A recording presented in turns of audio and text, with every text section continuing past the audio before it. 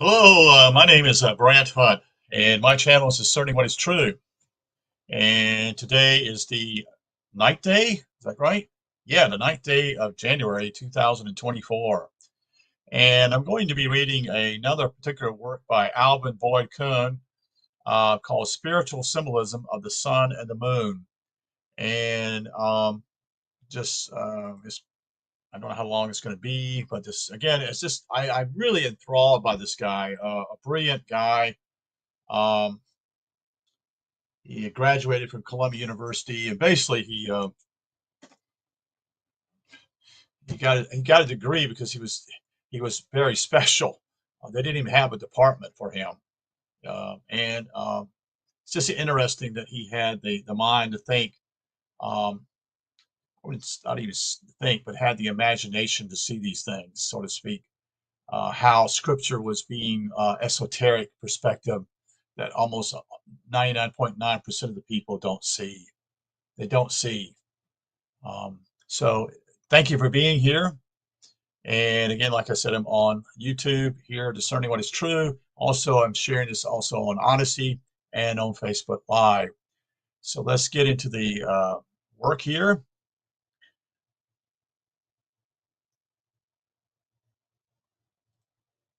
Spiritual symbolism of the sun and moon. I have found a most fitting introduction to the theme and sentiment of our address this evening in the beautiful little verse of Wordsworth, which he calls Heart Leap Well. My heart leaps up when I behold a rainbow in the sky. So was it when I was a child. So is it now I am a man. So shall it be when I grow old, or let me die. Interesting, if I understand this in a way.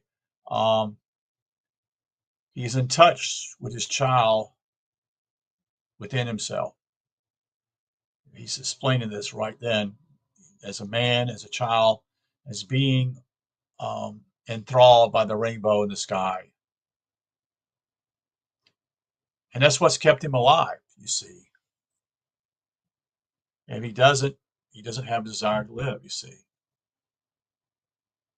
And unfortunately, most people have bought into what I would call the connotation of basically making money. And there's nothing wrong with making money. That's not what the point is here.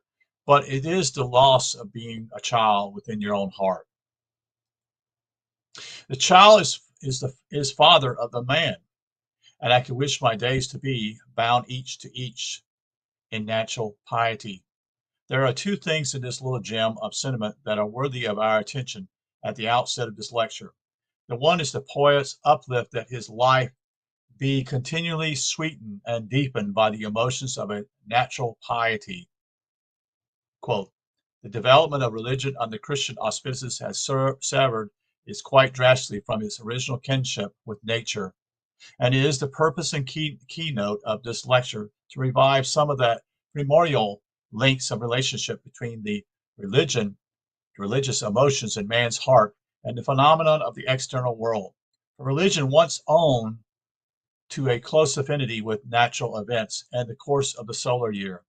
The church and the various religions still hold the thin cords of that bond of kinship between the subjective and objective worlds in their calendar of yearly festivals. But to a distressing extent, either the very dating of these festivals have been misplaced, or the purport of the celebrations has ever vests out of ecclesiastic knowledge, and the great round of pagan festivals in the year is reduced to a merely nominal place in the religious life. This is because the great fundamental teachings of the ancient wisdom that both astronomically and national phenomenon are a reflection and epitome of man's spiritual history has been lost out of current knowledge. If I may make a personal reference for a moment, I desire to state that my own discovery as a result of research into Egyptianology, the amazing reproduction of man's spiritual life in the movements of our two great heavenly neighbors, the sun and the moon, has been perhaps the climatic realization in a whole long series of astounding revelations which were disclosed to my mind in recent studies of religion origins. Words indeed fail me in the effort to convey to another mind the variable transfiguration of my own philosophical mind, my conception of life and religion as the true embodiment in solar and lunar movements, little by little took form in my comprehension. It was, to say the least, a illumination so flashing as to stun and benumb my thinking, as if I had been brought face to face with the entire glory of truth in one sudden flare. If cold words will enable me to impart to your minds a fraction of what has been my own intellectual experience in dealing with this material, I may express the hope that whenever hereafter you behold the moon in the nightly sky, you, like Wordsworth, at sight of the rainbow, may be moved by feelings and intimations of the utmost profundity and gripping power. God set these lights in the heavens not merely as lamps unto our physical feet by night and by day, but in a far deeper sense to keep us mortals enlightened by their astounding revelation of our cosmic and spiritual history. For the sun and moon together trace in the open book of the skies each month and each year the entire narrative of our inter experience. The apparent annual revolution of the sun about the earth, or more properly, the course of the sun through the four seasons or four quarters, that is, the 12 signs of the zodiac, was the entire symbolically basics of ancient religious systematism. The divinity in man was typed by the sun, and the sun's yearly experience in its journeying was made the outward typograph of the experience of the spirit in mortal man. As the sun descended into the dark realm of winter, died and was buried out of sight, to be revived and raised up again to glory in the vernal equinox, so the god descended into the depths of night and winter in matter, lost his divine nature, and died on the cross of incarnation, to rise again, as did Osiris in Egypt, on the third day in the moon. Most are not aware, I'm checking this, most are not aware of uh, the history of stories from way back and revealing this type of information to us in stories.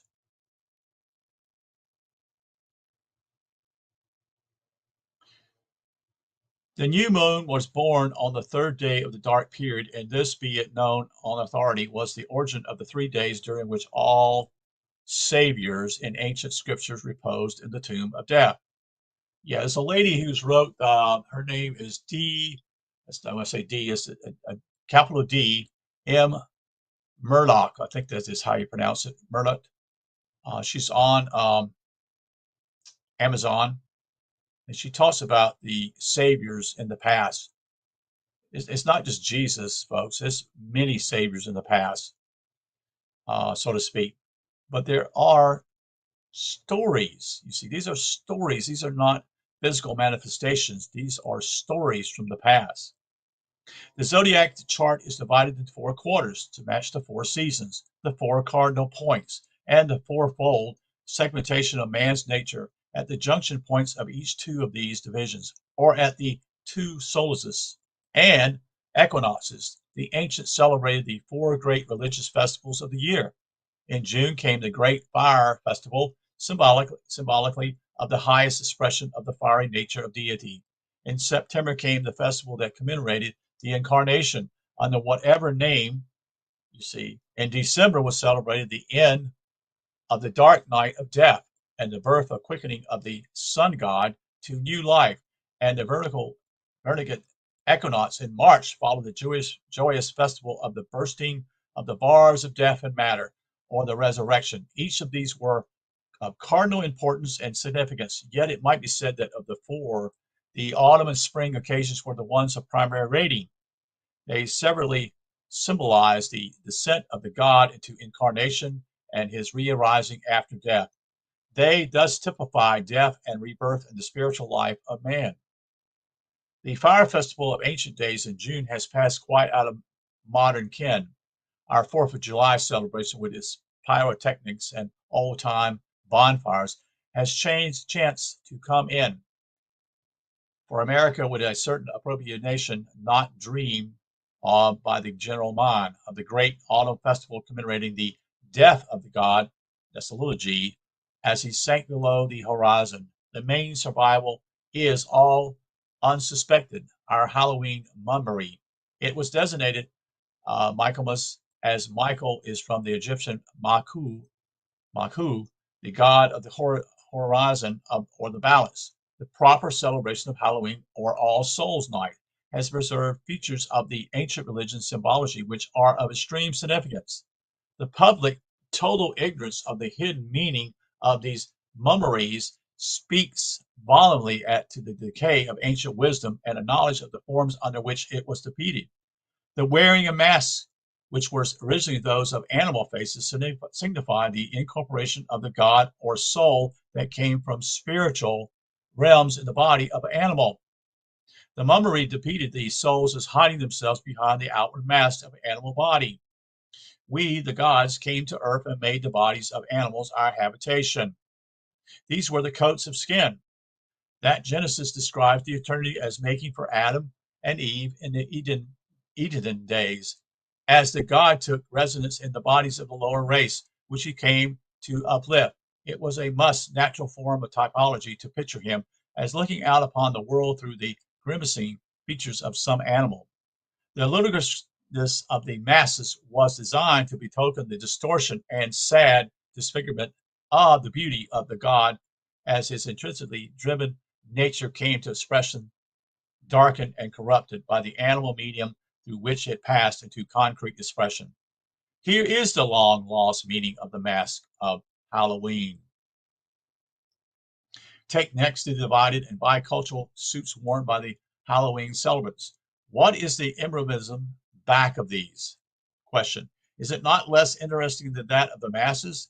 It was designed to represent the fact that the God, little g, a unit nature on his own plane, split or bifurcated into duality when he incarnated. So we came, and what I'm trying to explain to you is that we came from spirit. We came from the fourth dimension. Our spirits came from God. Okay. Yet we had to take on the flesh here in order to um, be able to join the two and to resurrect ourselves, you see, and find out who we really are. Since we always reincarnate here, it's a process of actually learning each time you come back in until eventually you find the truth. You discover who you are and where you came from, you see. And this is not a majority view, but then the scriptures are very clear. Um, Jesus spoke about simply is that would be the narrow path. It's not the wide path. Scripture is very clear. The wide path leads to destruction. What it means simply is that they have to come here again and, quote, reincarnate, which I've had a theory. I don't know if it's correct or not, but I always share this somewhat, try to express something. That why the children, when they come here, the babies, that is, that they come into this world from their mother's womb and actually are born, one of the first things they do is cry. Why is that? Why is that? Is it not revealing to the child suddenly as it's come to recognition that it's back here again, that it's reincarnated again, you see? And I think it's under distress. It cannot talk at that point. And someone will say, well, then why don't they share that information when they get older? The problem is simply is they don't remember. They don't remember when they cried when they left their mother's womb, you see. But that's just my speculation on that. I could be wrong. But I just thought about that interesting that basically what happens. But then I'm not a mother, you see, also. It's not less interesting than that of the masses. It was designed to represent the fact that the God, a unit nature on on his own plane, split or bifurcated into duality when he incarnated. That's what I was trying to say. So this is the whole idea of the idea that I'm trying to explain to people, that we live in a duality. And we live in what we call very perfect thing simply is we live in a male and female world. So that's duality there. Okay. Then we live in what I call right and wrong. Also, that's another duality also, you see. But it's to remind you that you are living in a duality, you see. Do you follow? That you are divided and you need to come together, you see, in order to ascend, just like Jesus ascended. And so the idea simply is that Jesus, again, like I said, is not a real person. It's just a story to reveal the deeper things about why you're here. It's not legalistic. No, sorry, not it's not literal. Sorry, not literal interpretation. That that whole way of looking at it in the literal interpretation has very little hope for man. You see. Now people would say, well, Jesus is my savior. Well, wait a minute, that that sounds nice, but you're responsible in the way you live, you see, and how you treat other people, you see. So you are your own savior. You must save yourself, you see.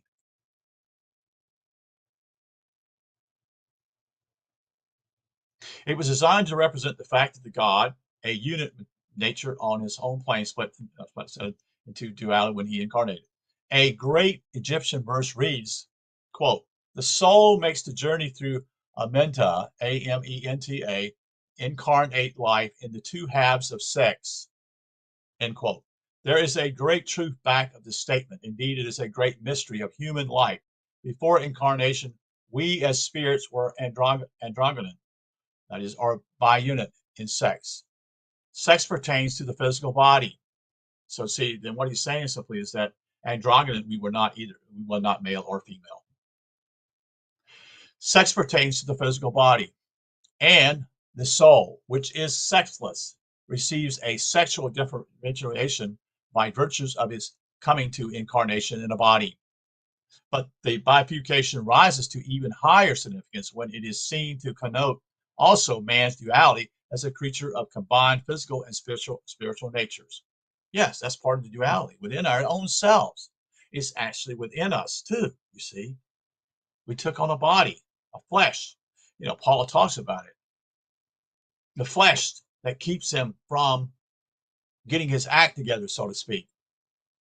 It's what continues to, he struggles with over and over, you see.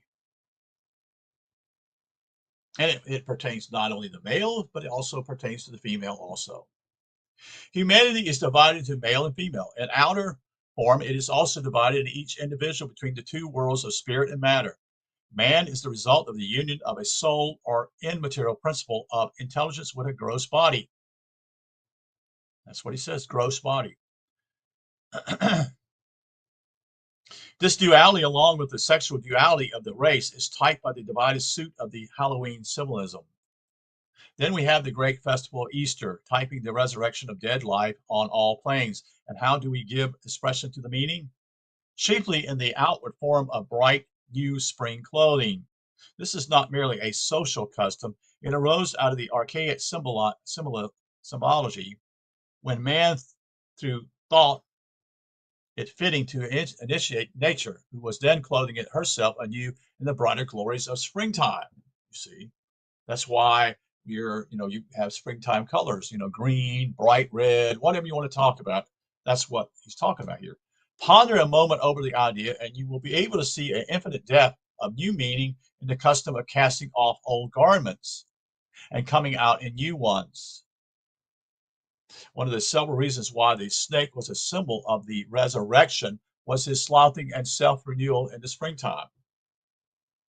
They take off, their skins are, and then what happens? They put on new skins. The entire process of evolution in the human cycle is to be consummated at our Easter by our casting off of the old garment of mortality, the body of flesh, and standing for transfigured in the radiant body of solar glory, our spiritual house, not made with hands. Easter is rightly the rightly the consummated festival of human joy, because it signalizes the God released from his imprisonment in a body of what was to him virtually death. Who shall deliver me from the body of this death? Cries Paul, referring to his incarnation. Out of the belly of death have I cried unto thee, O God, end quote, echoes Jonah from the depths of this watery grave of the body. So what he's revealing here simply, there was no actual quote unquote whale, you see. We're also, our makeup of our body is over 80% water, you see. So that's what it's speaking of. You'll hear songs that say the watery grave of the body. Yes, we're mainly clay and water.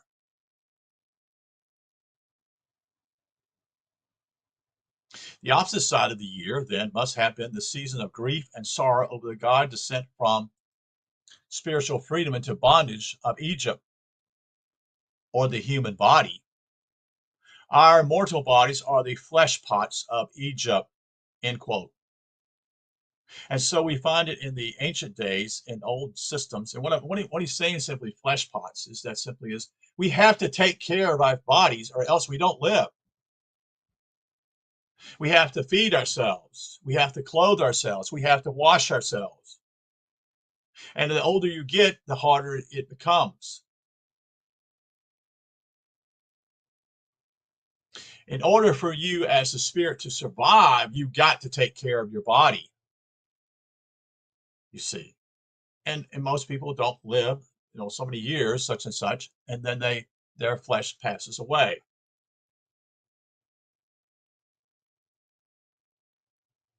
And so you've got to work at a job in this age, or work out in a field, raising your own crops, so to speak. So you had to raise food in order to survive, to survive on this planet, and still is that way. It's done a little bit differently than it was even 100 years ago, when maybe money was not quite as critical as it is today. But you were out in the field working, planting, whatever you were doing, and you were dependent upon those fields to basically produce fruits and vegetables in order to survive. And you usually had chickens and cows and pigs and such for your benefit to have certain foods, to be able again to survive, and to provide for your flesh. Your spirit's never hungry, you see. Well, it should be hungry for the deeper things here we're talking about. In old systems and cults, there were celebrated various festivals appropriate to this motive. Significantly, there was a 3-day festival of mourning for the death of the god around the date of the autumn equinox. Likewise, a 7-day festival of the same purport, and a 40-day festival equivalent to Lent. The 7-day festival was called, in Christian time, the Fetes Festus de Tembres, Tenbres, a French name for Festival of Darkness. It commemorated the soul's sad entry upon its dark night of bodily incarnation. Now, all 3 of these ancient autumn festivals, which bewailed the soul's descent into the realms always described in the sacred books as death, have been continued by the Christian church, but by a strange miscarriage of their primal intent, they have been transferred over into the opposite side of the year, where they have no appropriateness and where they are clearly out of place. This has been due to the loss of the original meaning of the celebrations with the decay of all ancient theology dating from the 3rd century on. Again, that's what book here I have here, which I've been reading out of, again, by the same author.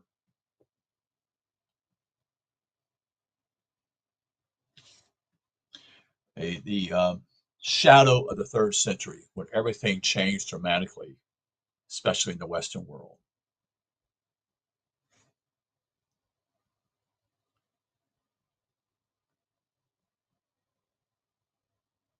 Christianity has so far missed the interpretation of the old symbols, and so far drifted away from solar religion that it has postponed the season set aside for lamenting the death and burial of our spiritual Lord until that season in which all nature is in the midst of her renewal and resurrection.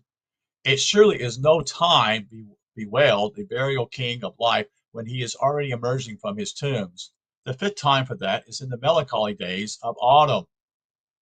But the Christians were probably moved by the consideration that, quote, all's well that ends well, end quote. For they arranged each of these three periods at such a time that the concluding day of each one falls upon Easter. This is the only possible justification for placing the festival of mourning in the spring, namely that their night of mourning can be gloriously terminated in their rejoicing on Easter morn. And this is the only consideration that saves the Christian church from the commission of a frightful anachronism in its calendar of festivals. Now, he's speaking of mainly of what I would call high church, but mainly what the Catholic Church is teaching here, has been teaching. Most the Reformation simply is your major groups would be the Lutherans and the Presbyterians of those groups, who still what I call high church, and they celebrate somewhat these festivals, but they've been toned down. You see, so this was supposed to give an idea of what people were here for, but that's all been lost. You see, we have seen one of the origins of the 3-day period in the tomb. Another, more abstruse one, has been elaborated in other lectures. It is desirable now to trace the origins of the Passion Week of 7 days, the ancient Fides Temporis, and also the origin of the 40 days of Lent. To explain fully the significance of the number 7 and its application to the suffering of the Christ would take no less than a volume in itself.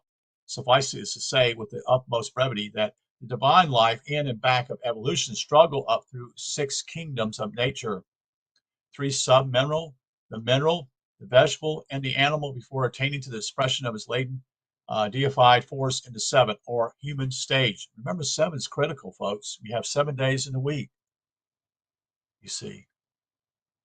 Why is that? Why is these numbers significant? You ever think about that? 12 is another enormous number. 12 disciples, 12 astrology signs.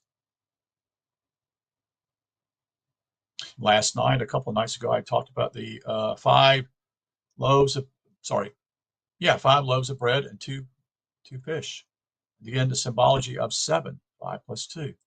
5 talked about your senses, wherein the God makes his debut upon the scene of incarnated existence. Hence, is all in all fables and myths. The gods appeared in a 7 epoch period or cycle, as in the Genesis account of the finishing of creation on the 6th day. A series of old allegories place the rising of the Savior out of death on the 7th morn. And this construction the Christians follow in the institution of the Passion Week. The Lento period of 40 days has 2 mythological origins. First, it was derived from the Egyptian agriculture, where the seed was in the ground for 40 days before germinating. Seeds, and that's another thing that Jesus talks about simply in Scripture. He talks about the seed, very, very critical of what we are, you see, talking about what we're supposed to be. As the seed in the soil was a natural figure for the soul and incarnation. In other words, in darkness, so to speak. We're in darkness here when we come here, when we incarnate here. We're in darkness. We're dependent upon our parents to know what right and wrong is, or know what love is. And most of us never get that, you see. We don't know. We don't know anything except what our parents tell us or where we go, you see. We don't come with a package with, discs of ourselves or whatever in the past, type of thing, not discs, not the past, but what I'm saying, to understand where they're at, you see.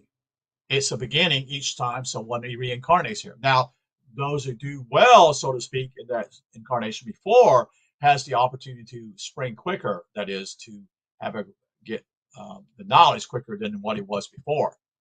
That's why that happens that way. You're benefiting as you continue to develop knowledge and also have the ability to think on your own. As the seed in the soil was a natural figure for the soul in incarnation, the period of incubation was transferred to the spiritual allegory. Thus, the Christians themselves announced 3 different periods of the God burial or death in matter. 3, 7, and 40 days, a definite proof that the event cannot be historical. A second origin derives it from another natural phenomenon of incubation.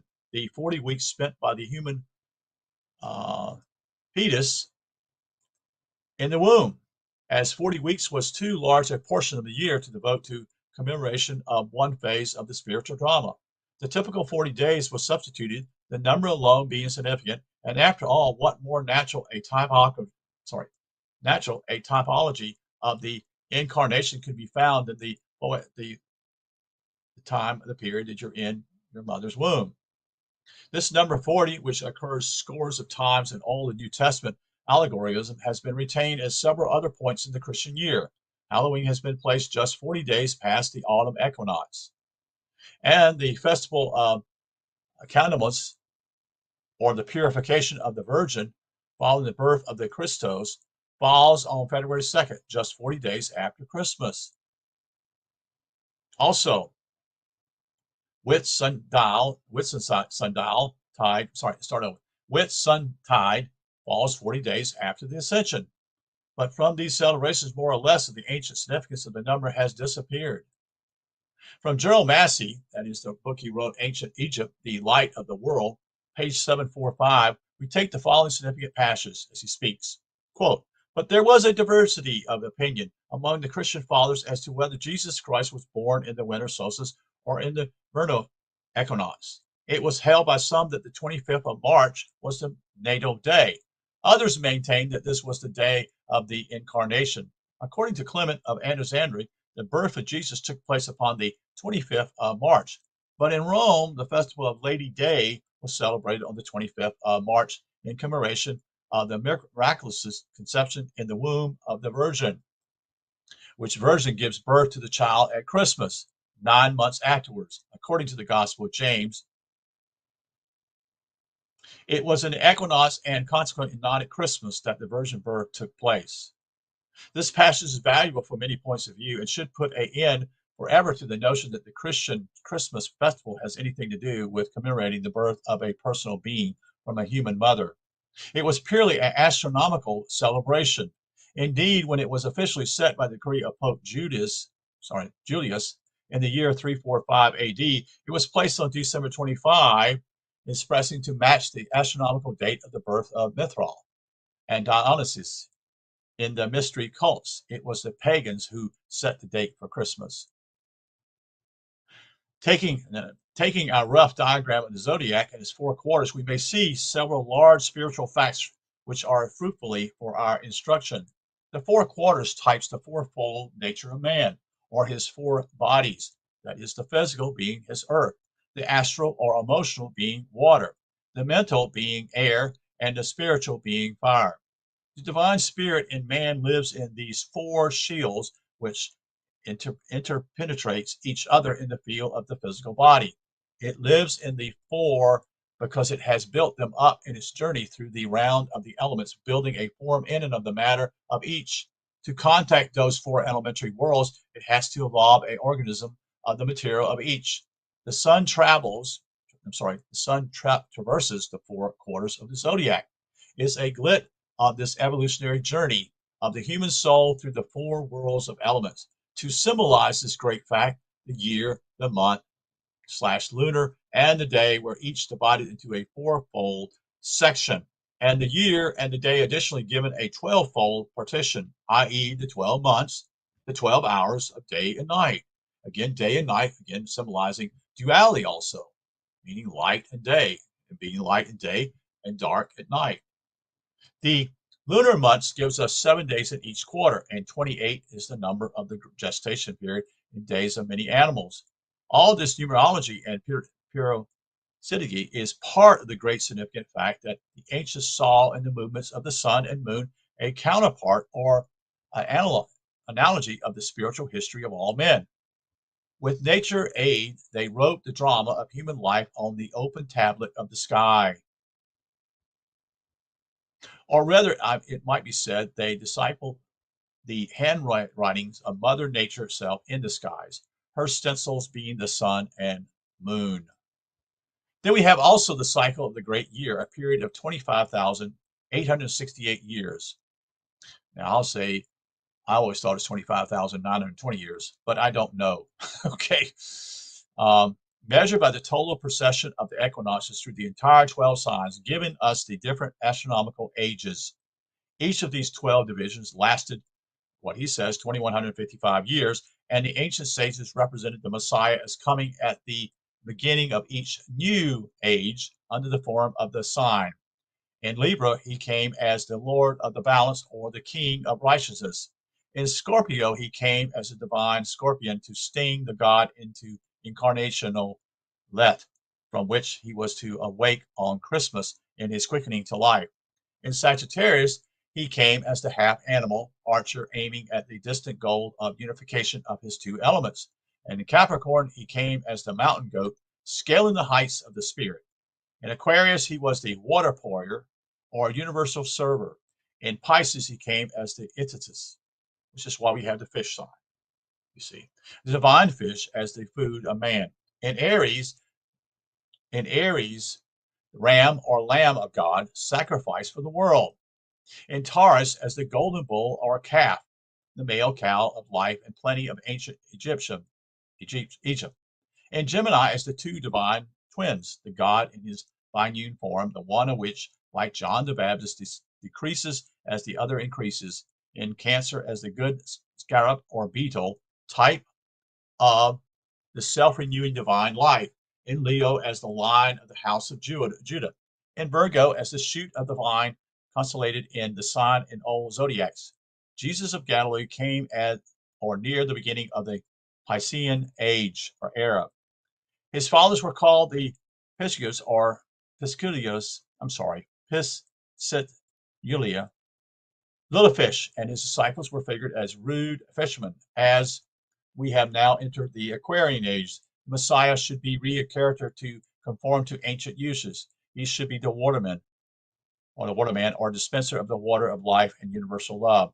But only now, on top of all this preliminary solar symbolism, do we plunge into the heart of those amazing analogies that makes the sun and moon the celestial riders of our history. We must delineate sharply, first, the character played by the two orbs, as each stands both in fact and in symbology, for certain definite traits, elements, and natures in our constitution meaning ourselves, our bodies. Let us look at these severally. The sun types our divinity, the moon our animal divinity, the sun the soul, the moon the body. As all spirit in masculine, the sun is of that gender, the moon the female, the woman. The solar god embodies the positive energy of life, the moon the negative. The sun essence is fiery, the moon is symbol by water. We might tabulate this as follows for reader classification. For example, on one side here being the left, the sun, on the right being the moon. And so the first we would say simply is that on the sun side, it would be the god, but on the moon side, it would be the animal. So you see what I'm saying here.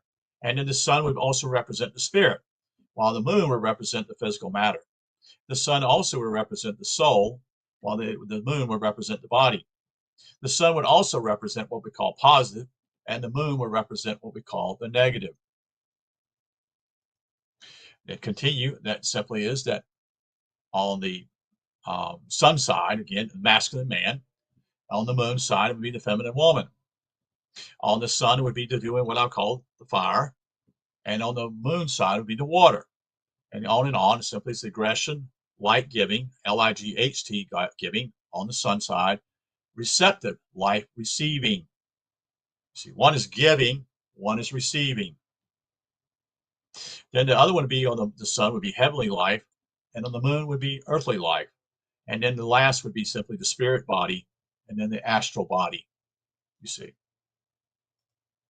The sun is our day by day, the moon by night, and in the large cosmic sense, day symbols our lives in the celestial worlds, or the emperor realm when not incarnated. Night is the definite symbol of our bodily incarnation. Our day is symbolized, that is, only of our life as pure spirit. Night betokens the subjection of our spirits to the gloom and darkness of incarnation. This will be seen in important connections in a few minutes. In the daytime, we receive the rays of our spiritual life directly. By night, we get them only secondarily and by reflection. And here is the beginning of the great symbolism of the moon. It is a reflector of the sun's light, and this reflection is made at night when the sun is out of sight of man. The moon is our sun by night, and is well to delve more deeply into the implication of this datum. The moon conveys to us the sunlight in our darkness. What does this mean on a wider scale of values?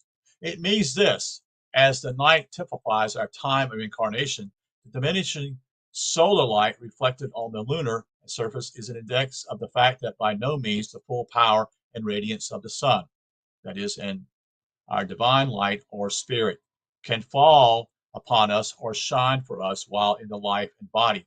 As the moon stands for the body, the reflected light of the sun upon it and from it to us betokens that we can have access only to as much of the spiritual glory as our bodies can give passage to, or give expression to, or become susceptible to. In incarnation, we are in spiritual darkness, or have access only to that spiritual force and radiance that can get down to us through the intervening medium of the physical mechanism. The body which individualizes us must needs be the transmitter of godly life and nature to us, as it is our outer garment.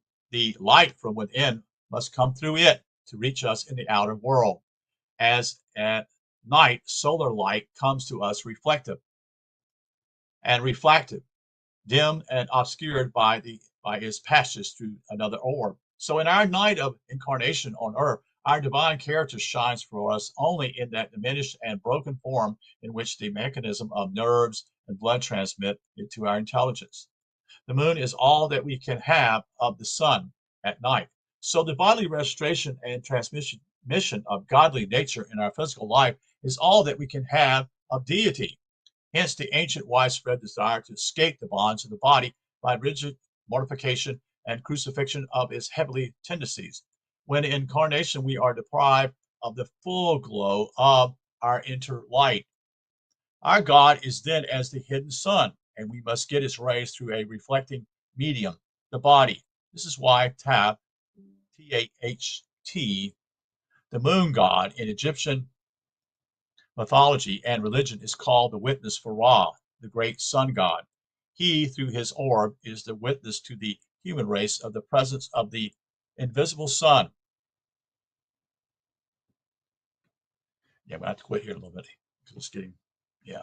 He's identical with the gospel character of John the Baptist, who is described in the Gospels as being not that true light, but as coming to bear witness to that light. You see, these are all illustrations here, folks. They're showing you something else. It's a story, but it has implications for you.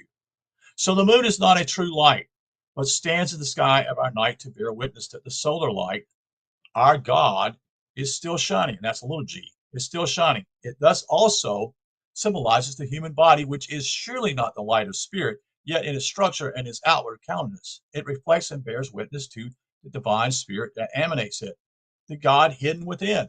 A man's spirit shines out on his face as the sun shines on the moon. This is a profound thing to realize about the moon, that it types our lower nature, which reflects the higher. But the most sublime element in the spiritual symbolism we are trying to depict comes next in the development of our theme. This is the eternal meaning connected with the sun's light on the moon that we are desirous of impressing in unforgettable vividness upon the imagination. This is the great fact which we would have you call to mind whenever you gaze upon the silvery orb from night to night. As the young crescent fills with light and rounds out the luminous cycle, it is writing our spiritual history. It is preaching to us uncomprehensibly mortals the gospel truth about our own divinization. The growing expanse of light on the moon, we repeat, is the sign, symbol, and seal of our own transfiguration into godhood, little g. The spark of divinity implanted in our organism must, to use one biblical figure, gradually leavens the whole lump. To use another, must illuminate the whole bodily house.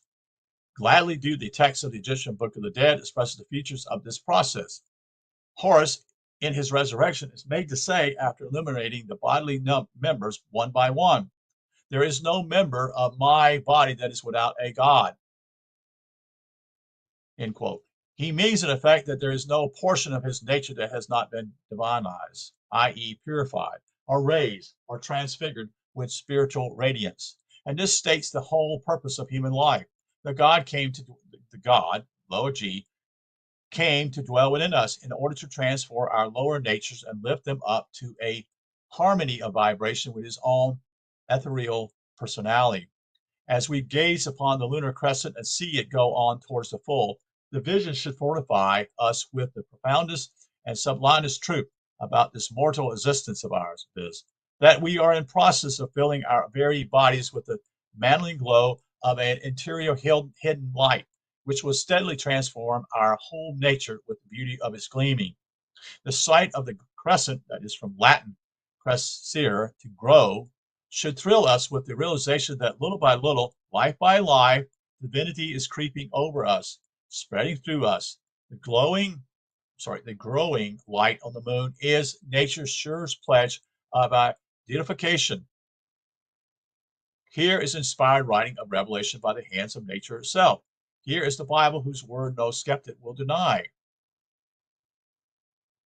Yeah, this is a process. See?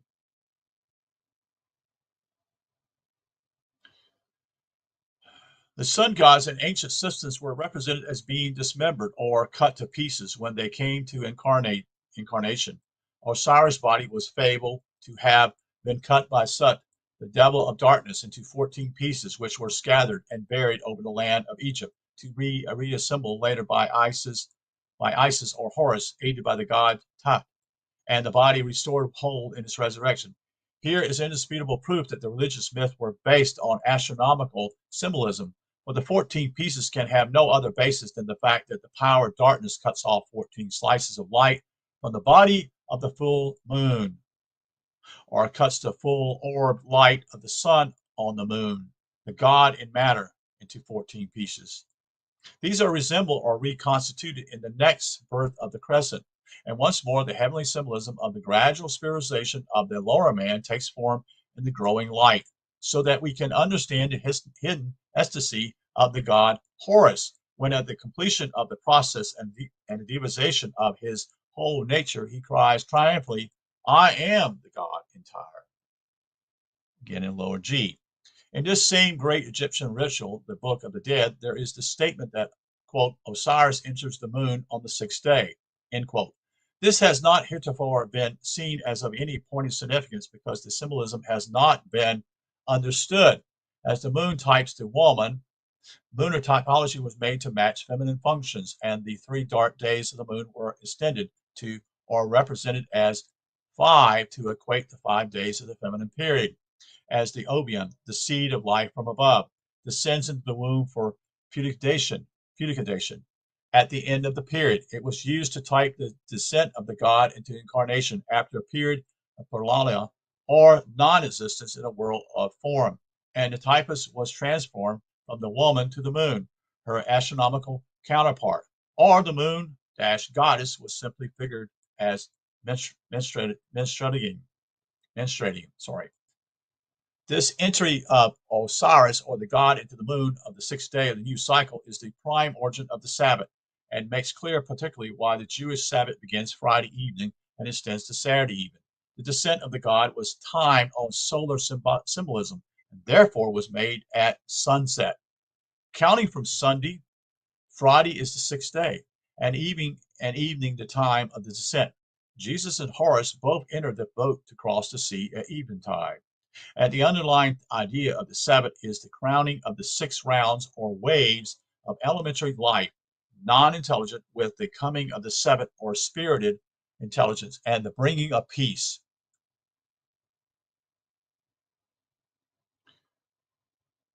Now it's in brackets. Now it says the same Egyptian word, heptap, which means 7, also means peace and is the name of the Egyptian Messiah, Lu Heptap. He who comes at the 7th, and he who at the 7th brings peace to the 7 elementary forces of blind nature.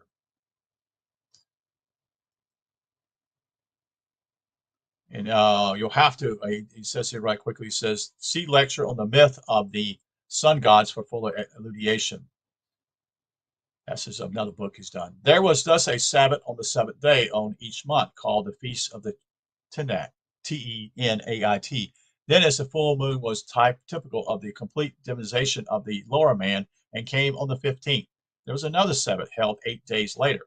Each month thus had first only two Sabbaths, on the seventh evening of the sixth and the 15th. Later, the general idea of the seventh or spiritual day completing the 6 secular days was applied to each recurring group of 7 days without reference to the lunar phases or periods, and was made continuous. The origins of our week.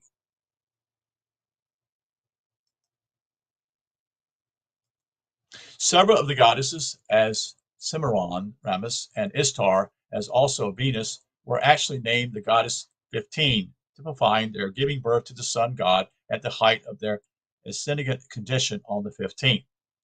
As indicated, the 3 dark days of the moon were the actual origins of all the burial periods of 3 days for the sun gods, or their mythical 3 days in the tomb. You see, this is all going back. Again, this is all to do with 3 days. This is what people don't understand, you see. In lunar symbolism, they match the 5 days of the feminine period, and as this is the period during which the light of the sun is not in contact at all with the moon. Tribal or national custom, founded basically on these outward phenomena and their hidden spiritual significance, carried the implications over into the life of womankind by prohibiting contact with the male during the dark cycle. And this still furthered by requiring women to avoid all contact with sunlight or even with a fire, the outward symbols of the male or spirit. The custom of the Jews and other nations of early times forbade a woman to be in a house where there was a fire. Her condition was supposed to, sorry, her condition was supposed to dishonor the fire or the sun.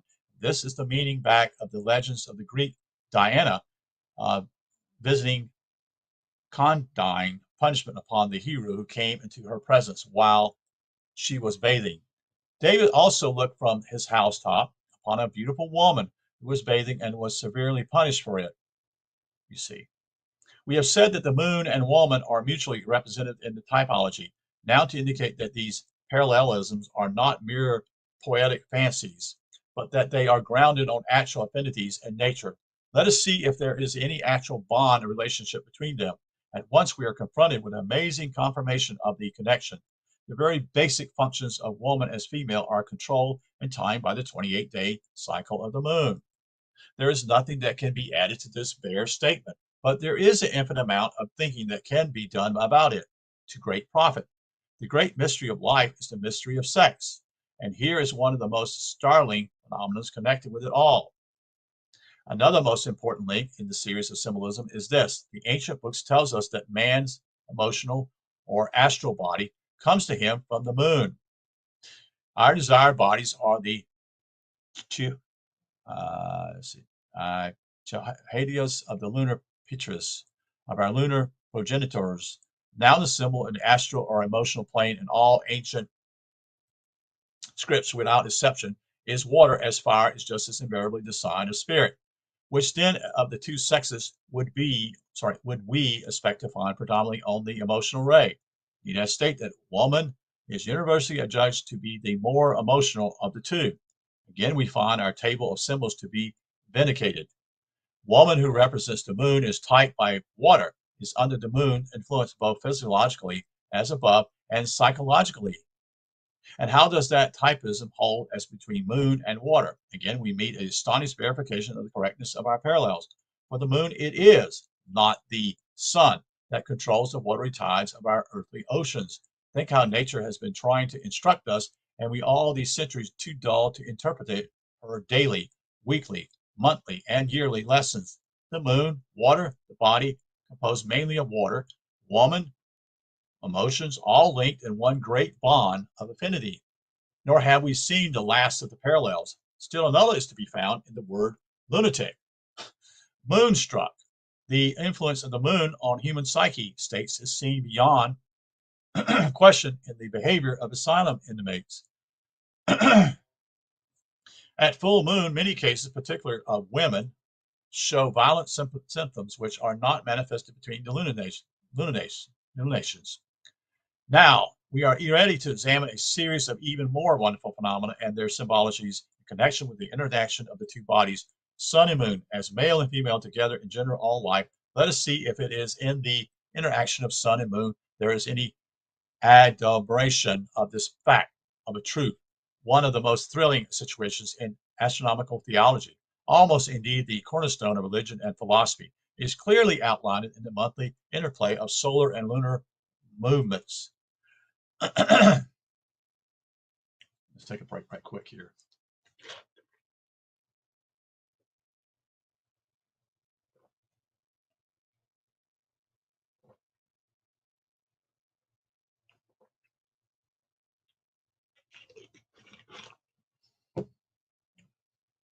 Yeah, probably I'm going to probably just stop here. That's what I'm going to do because it's 9:30. So I'm going to stop here at this point, and then we'll talk another time and conclude this. So thank you for being here. Yeah, it's roughly about an hour. That's why I didn't want to go too longer. So thank you for being here. As my voice is dissipating here, and appreciate you listening with this particular video as we talk about spiritual symbolism of the sun and the moon by Alvin Kuhn. And we will hopefully do another video, conclusion of this video, probably probably won't be tomorrow. It'll probably be done on probably later in the week. So thank you for being here, and I wish you a good night, and you take care, and we'll see you soon, okay?